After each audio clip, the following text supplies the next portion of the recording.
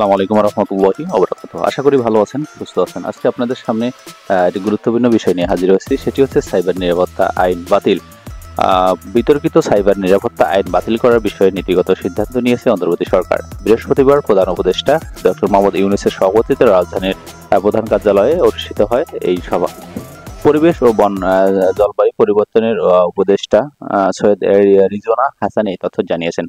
অন্তর্বর্তী সরকারের উপদেষ্টাদের পক্ষ থেকে বেশ কিছুদিন ধরে এই আইন বাতিল বা সংশোধনের বিষয়ে বলা হচ্ছিল।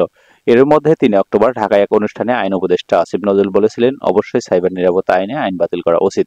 ছাত্র জনতার অভ্যুত্থানে ক্ষমতাচ্যুত আওয়ামী লীগ সরকার গত বছরে বিতর্কিত ডিজিটাল আইন করে তার বদলে সাইবার নিরাপত্তা আইন করেছিল, কিন্তু এই আইন নিয়ে সাংবাদিক সহ বিভিন্ন পর্যায়ে আপত্তি ওঠে। এ নিয়ে ব্যাপক বিতর্ক ও সমালোচনা হয়। এই আইনটি বাতিলের নীতিগত সিদ্ধান্ত নিল অন্তর্বর্তী সরকার। অন্তর্বর্তী সরকারের মধ্যে নিরাপত্তা আইনের দায়ের হওয়া স্পিচ অফেন্স সম্পর্কিত মামলাগুলো মুক্ত মত প্রকাশের কারণে মামলা প্রত্যাহারের সিদ্ধান্ত নিয়েছে। এছাড়া এসব মামলায় কেউ গ্রেপ্তার থাকলে তিনি আইনি প্রক্রিয়ার মাধ্যমে তাৎক্ষণিকভাবে মুক্তি পাবেন বলে জানানো হয়েছে। এ বিষয়ে গত ৩০ সেপ্টেম্বর আইন মন্ত্রণালয় সংবাদ বিজ্ঞপ্তিতে জানিয়েছিল, তথ্য যোগাযোগ প্রযুক্তি আইন ২০০৬, ডিজিটাল নিরাপত্তা আইন ২০১৮ এবং সাইবার নিরাপত্তা আইন ২০২৩-এর অধীনে গত আগস্ট পর্যন্ত দেশের ৮টি সাইবার ট্রাইব্যুনাল মোট ৫,৮১৮টি মামলা চলমান।